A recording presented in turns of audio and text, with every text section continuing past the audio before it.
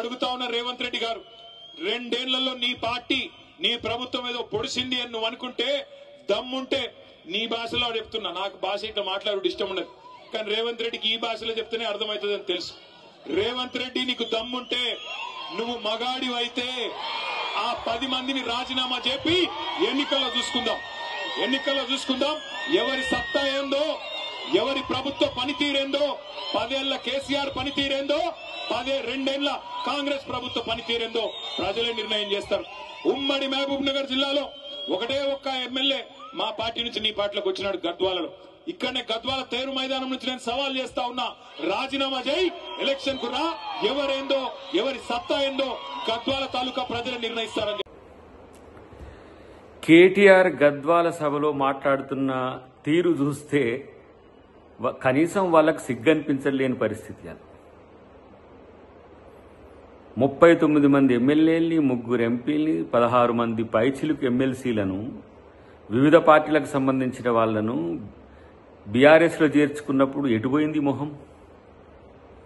మాట్లాడితే దమ్ముంటే రాజీనామా చేయించు, మగతనం ఉంటే రాజీనామా చేయించు అంటున్న కేటీఆర్, మరి ఆ రోజు మీకు మగతనం దమ్ము లేకుండానా ఇంతమందిని జాయిన్ చేసుకున్న రోజు?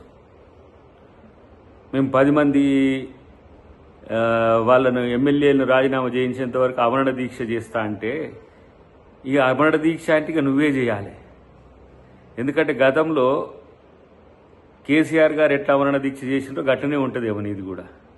కానీ హైకోర్టుకు పోయినావు, సుప్రీంకోర్టుకు పోయినావు, సుప్రీంకోర్టు ఒక రూలింగ్ ఇచ్చింది, అది స్పీకర్ దాని మీద చర్చ చేస్తున్నాడు. అయినా కూడా ఈ రెచ్చగొట్టే ధోరణి ఎందుకు అనంటే ఇవాళ మీ అస్తిత్వం పోతుంది కాబట్టి.